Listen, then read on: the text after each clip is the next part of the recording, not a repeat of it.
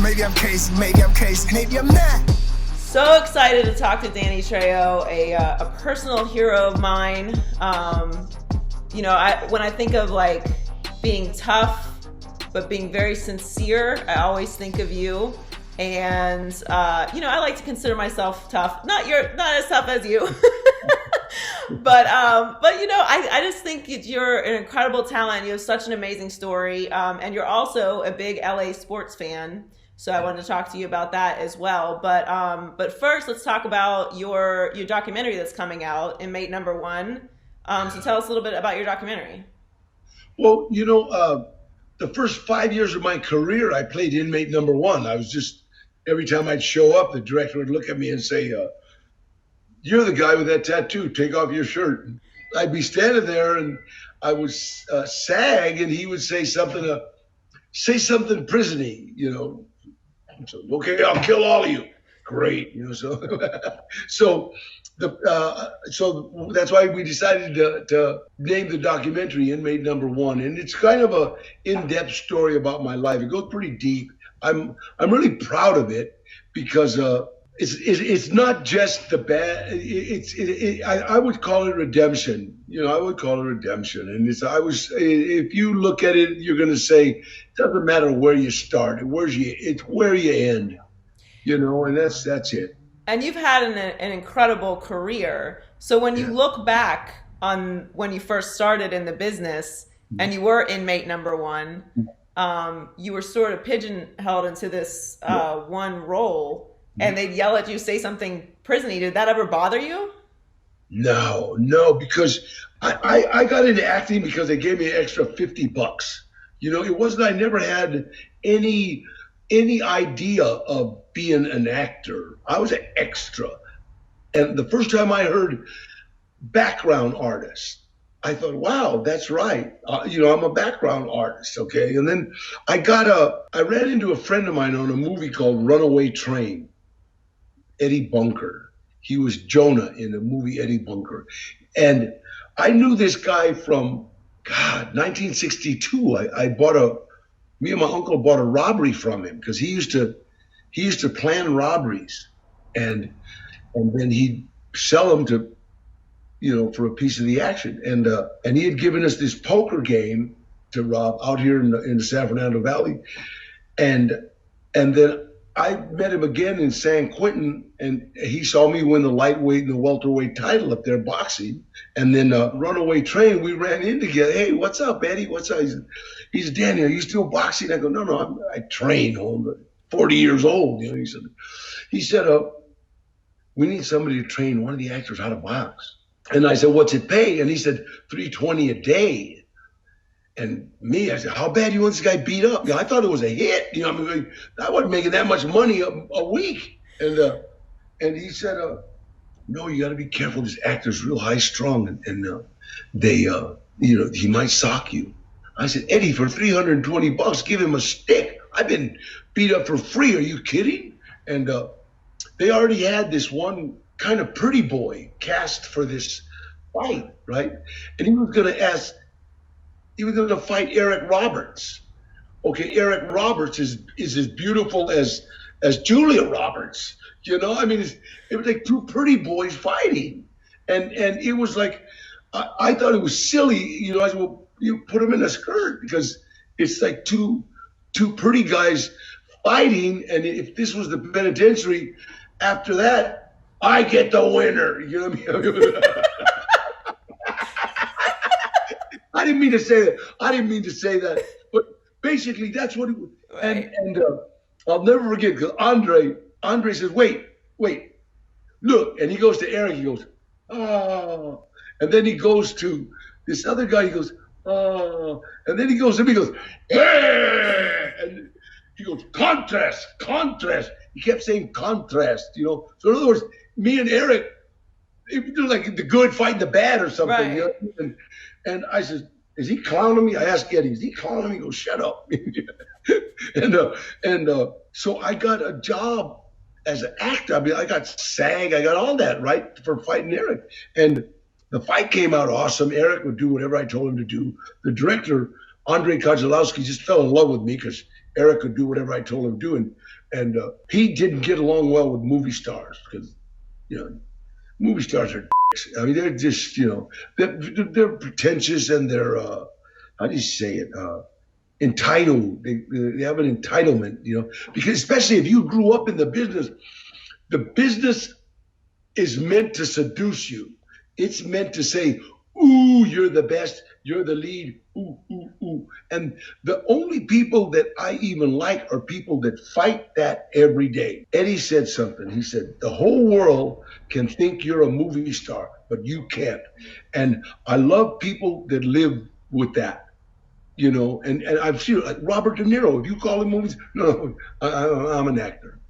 You know, because I remember one time we were there was a movie, one of the movie stars was there, and me and Eddie, and we're talking, what is that? What do you mean, Eddie? Watch. And everybody was, ooh, and then this guy left, right?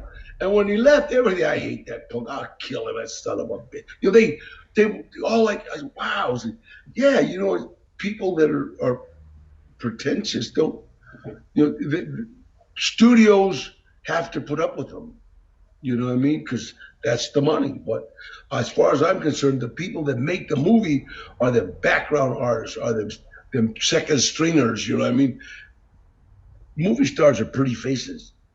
So kind of like role players, you know, in sports. Yeah. It's all. Well, you know, but everybody in the film industry is a role player, is a typecast, because like Tom Cruise as typecast as a pretty boy, movie star. You know what I mean? All the guys that are movie stars, you know, I call them pretty boys, but that's their typecast is that. I'm typecast as the tough guy, bad guy. You know, you're not going to see me like, I don't think I did Shakespeare once, but it was kind of like a takeoff on Shakespeare. So you're. I kept saying, why does this guy talk funny? That's Shakespeare. You know? Exactly. Well, there's many interpretations, but you're an original LA guy. From the start. From the start. And I was watching the LA Originals documentary on Netflix the other day and saw you in it. So I wanted to ask you, because obviously you were shot, you had your photo taken, but have you ever been tattooed by Mr. Cartoon? No. Cartoon, I love him. I've known him as a kid, but I love him. And he has a style, you know, that style. And my style started like before he was born. You know what I mean? And we did it. He did it with a nice machine. We did it with a needle and thread, the E string of a guitar cut, sharpened with a thread wrapped around it, melted in a toothbrush. Poke. That was your first tattoo? What you do is you get like big, thicker lines. You know. So here's a a tattoo from Cartoon. I'll probably get one just because he's so famous, but. He's a real fine, real sweet lines. I might get like my kid's mom or something, you know, tattooed. You know, she's cool. When was your first tattoo?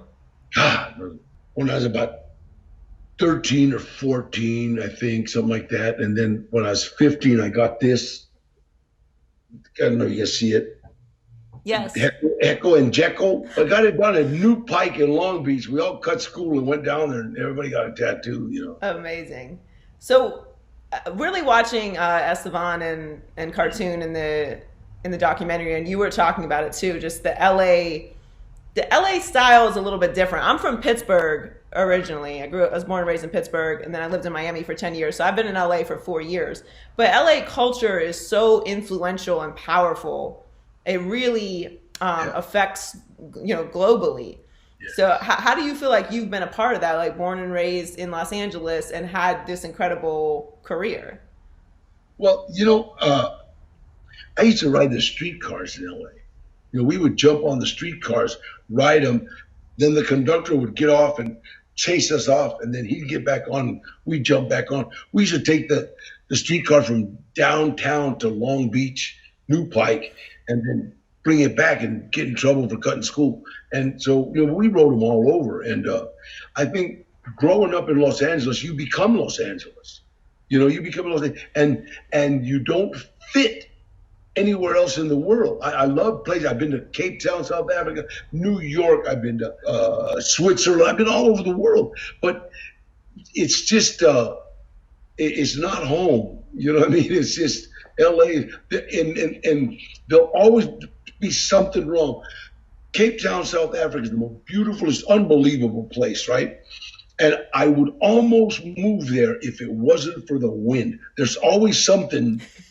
There's something, because all of a sudden, like at 4:30, 5 o'clock, this wind comes up that's like a hurricane, because you're right in the Indian Ocean on one side, the Atlantic Ocean on the, and they meet, you know. And besides that, they got like giant sharks. I have heard that, actually. It's like big shark diving place. It's so funny, man. It's like, right, we were there, right? We're doing a movie. I was doing a Death Race, and I did Death Race 1, and then I did Death Race 2, and then I did From Dusk to Dawn 2 and 3 in Cape Town, right? And everybody, oh, come on, we're gonna go cage diving. What are you talking about? Yeah, we're gonna get in this cage and we're gonna like feed shark. I says, wait a minute. So you mean we're gonna go in a cage and we're gonna tease giant sharks? I said, you know what? Not the way I want to die. You know what I mean? And then I saw the cage. The cage had all kinds of dents in it. You know, hell no. You know, it's just not for me. You know what I mean? I'm not a thrill seeker. No, not at all. Which is funny, because you're much considered a tough guy, but I'm with you. I'm not. You know what? Because that's the Sharks hood. You don't just go to everybody's hood. Exactly. I don't need to be in the Sharks hood. I'm food. Do you understand? In their neighborhood, I'm food. And it's so funny when you're on top of a hill and you're looking down at the beach and you see a shark. It looks like a submarine. Okay. Well, what's the difference? And said, nah, it only weighs 1,000 pounds or 1,500 pounds. That's fine. Yeah, like I weigh a little over 100 pounds. So what am I gonna do? So LA is home for you, and you are a big Rams fan, right? Well, you got to understand. Like I'm a Los Angeles fan. Like okay. Rams, Clippers, Chargers, Lakers. They're all mine. They're all mine. You know what I mean? But basically, I used to sneak in to the Coliseum in 1957. 56 when the Rams were here, and we used to sneak in, and it was really easy because you would just like wait by the bathroom and then walk in with a family, and so, oh, look at that white family adopted that little Mexican kid. Yeah, I'm with them. Right, just blend in. I loved them. I loved the Rams. Yeah. So were you disappointed in their Super Bowl loss? That was kind of rough. Yeah, but then I was kind of saying, well, wait a minute. These guys just moved to LA 3 years, and it's like, they're in the Super Bowl, and they're playing against one of the greatest quarterbacks that ever lived. You know what I mean? And they held them to 3 points. This whole game, one mistake, but you can't make a mistake with that guy. So obviously a big change over the past couple of years to LA sports was LeBron coming here. Yeah. So are you a LeBron fan? You know what? You don't tell anybody. I was in Miami when he was in Miami, and I was in a hotel, and I think it was his mom. I was smoking. That was when I used to smoke, and I was smoking, and this little lady comes out, right? And little bitty. Do you have a cigarette? I go, yeah, I give her a cigarette. And we were smoking a cigarette outside, and she goes, okay, I can't let my son see. And I'm like, who's your son? She says, LeBron. I almost grabbed him. Well, I don't want that guy to know I gave you a cigarette. But she was smoking a cigarette, and then he came, pulled up, and walked in the hotel. Big, just a beautiful man. I mean, it's like, to see, when you see a tall guy that big, yeah, and you watch him move like a ballerina, God touched him. It's not. I don't know how to say it. It's not like I trained myself to. No. God touched you, Holmes. You know what I mean? Because I know a lot of tall guys that'll trip over their own feet. You know what I mean? But so it's beautiful to see. So do you think he has sort of become a part of the Lakers now? Because, Lakers have some legends. Hey, I think he starting to think he's Mexican because he's like, hey, we're having Taco Tuesday at my house. So you don't have a problem with LeBron's Taco Tuesday? No, hell no. I'm going to take my taco truck up there. I know. Okay, so you have Trejo's Tacos, you have Trejo's Cantina, right? Coffee and donuts, and now you have a taco truck. I started Trejo's Music. I started a record label. Everything good that has happened to me has happened as a direct result of helping someone else.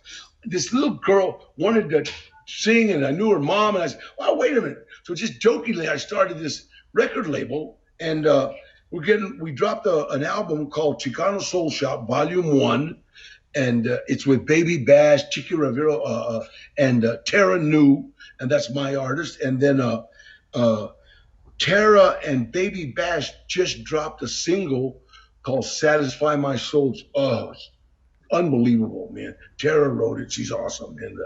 And we've been having a lot of fun. And we also got Trejo beer. Yeah, I saw that. Okay, so Trejo Mexican lager, right? Yes. So you just what made you want to get into the food business? Well, you know what? Me and my mom always joked about having a restaurant. She was a great cook. But my dad was like the Mexican Archie Bunker. And in the 50s, women didn't work. Don't write. That's not my. No, we know. You know what I mean? I mean, basically, in the 50s, especially Latino women, they were married to a house. You know, they were married to a house. The husband just came along with it. And every time we would talk, my dad would go, hey, I got a kitchen right there. Go cook whatever the hell you want, okay? You know, I mean, just literally, you know. And in fact, my dad came from 5 brothers. And if your wife worked and all the family was together, it was so funny. They go, hey, Art, you want to? Oh no! Wait, hold on. Hey, Bonnie, can Art have a beer? You know, because she was working. Yeah, and it was brutal. You know what I mean? So that's the way I grew up. I was just joking always about the things to piss my dad off about the restaurant. And so I did a film called Badass, and everything good that has happened to me has happened as a direct result of helping someone else. It was a favor because they had an ultra low budget, which means they'll buy me a sandwich. No budget really. Right. You're doing it as a favor. They're paying your gas or something. And so I did it. I want to say I did, but my agent, Gloria, right, brilliant woman. She says, not a bad idea, Dan. Said, yeah, but this is more money. Said, I know, but this might turn into something really good. So Badass turned into a trilogy of 3 movies. And I met this producer, Ash Shaw, that saw that I eat good food. I like good food. I won't eat fast food. And when a lot of times on a low budget movie, they'll be, the 5 pizzas are coming, you know what I mean? And so I would always bring my own lunch and just eat a healthy meal, and he said, Danny, why don't you open a restaurant? Boom, my mom, Trejo's Tacos. I'm joking, right? Trejo's Tacos. 2 movies later, Badass 2, and Badass on the Bayou, he brings me a business plan, and he says, Dan, would you read? Check this out. And so me being the brilliant businessman that I am, I gave it to my agent, Gloria, and said, check this out. And she came back with us. Not a bad idea. Let's go with this. So we opened up Trejo's Tacos on La Brea, and then from there, that did it. That hit it. And then we opened up Trejo's Cantina. We have 8 restaurants. We have 1 with the puck guy in the airport. We have a donut shop, and we're opening up. As soon as this is over, we're going to go open one in Denver. And then I think New York is after that. And then San Antonio, Texas wants us, Vegas, and Hawaii. That's amazing. And you have the cookbook also. Yeah, right here. It's like all the recipes that are in the restaurant are here. And I just, you can order whatever everything's good, and we'll cook it the way you want it. And that's what I love about my staff. My staff don't know how to say no. Could you do? Sure, and well, I love tacos. It's my favorite food. So, and I'm in LA, so I'm gonna go check it out. And I've heard amazing things about coffees and donuts. The coffee donut. That's some of the best donuts. We have a pineapple fritter All right, pineapple. Don't. Please don't eat more than two. You'll need rehab. Honest God, it's like, but it's like they'll say, Danny, take one. That's it. Because I'm telling you, it's like they're delicious, and I love them. And I sponsor this little fighter named Denise Estrada, and she needed some help going down to Mexico because she was fighting for the WBC, right? And she had to like pay her way dollars. I said, well, here. I sponsor her. She wears my logo on her shorts. It's so funny because when she took off her robe in Mexico, everybody started Trejo, Trejo, like I was fighting, right? And because they saw the logo. And so she won the WBC. She's 108 pounds. Boxing gloves don't weigh that much, but she's 108 pounds, and she won the WBC. Then on the Canelo undercard, her and this little girl from Venezuela stole the show.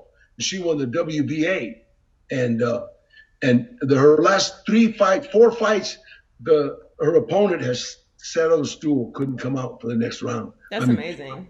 Got her body shots, hold up body, and so as soon as it's over, she'll be fighting in LA for the WBA again, and she's amazing, man. Look her up, Denise Estrada. She's with Golden Boy, and it was funny because I think Golden Boy was kind of shining her on for young girl, but now they can't. They have to. They can't. I've publicized her so much. Can't deny her.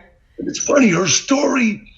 Her dad came out of the pen, right, and he's one of us, and he was training the boys how to box, training the boys, and her two brothers, and she had to go to the gym. He was a single. No, you can't. No, it's for boys. This is for men fight.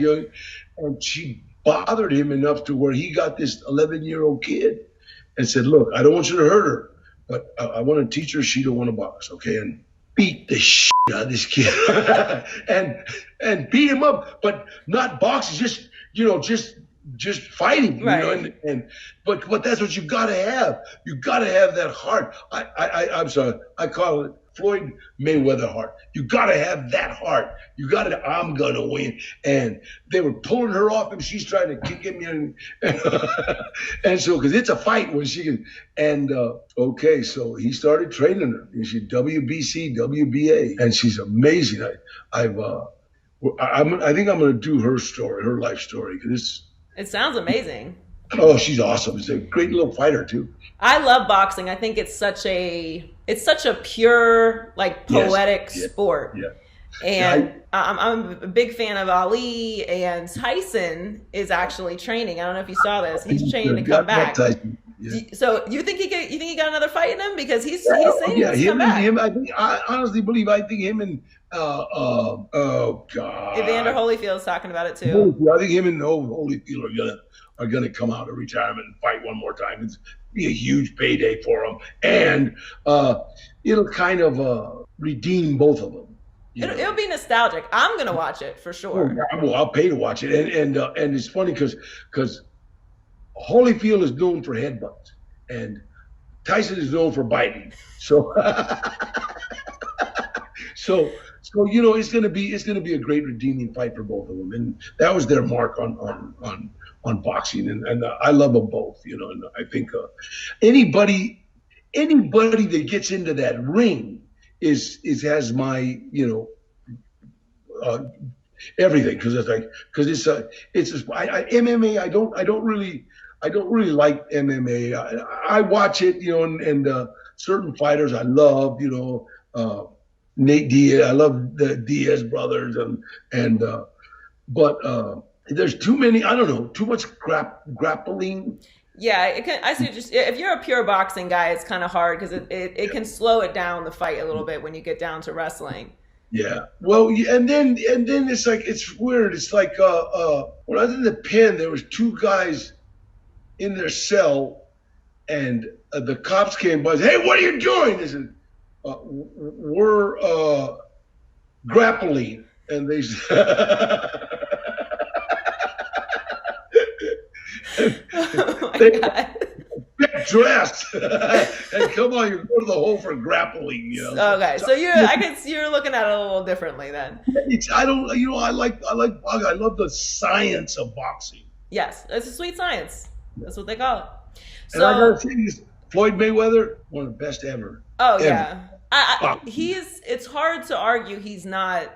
You know, he's one. I mean, I think boxing gets sort of into the preference of what kind of style you like, because a lot of people think that Mayweather's style is a little bit boring because he's such a great defensive fighter. He's a boxer and fighter, two different completely. Do you understand? Completely. And it's like Mayweather is playing chess, everybody else is playing checkers. You know, it's a big difference. And it's funny. I love when he fought McGregor. What was that guy's name? McGregor, yeah. It was like, duh. You know, I mean, come on. It's like it was almost silly. You know, from the fourth round. From the fourth round, Mayweather was getting a workout. That's all. That's all. And if that referee wouldn't have stopped, I think the referee was paid not to let anybody go down, because 2 more punches and McGregor would have been out. He would have been out. They would have carried him out. I thought it ended up being a better fight than people anticipated. Maybe, because Mayweather let it kind of... Let it go. Yeah. I think Mayweather could have knocked him out anytime after the 4th round. Well, once again, thank you so much for stopping by. It's like really special to me. I've been trying to get you on the podcast for like months. I'm like, what is Dr. Danny Trejo? So your documentary, Inmate Number One, comes out. Where can people see it? All streaming platforms. Okay, so Inmate Number One will be on all streaming platforms, and it comes out July 7th. July 7th. Okay, so very soon. That's so exciting. I can't wait to watch it. Thank you so much. And don't forget, your family, Trejo's Cantina on me when this is over with. I can't listen. I'm gonna eat you out of business. Awesome. Thank you so much, Danny. It's such a pleasure. It's so nice to meet you. I really appreciate it. Thank you so much.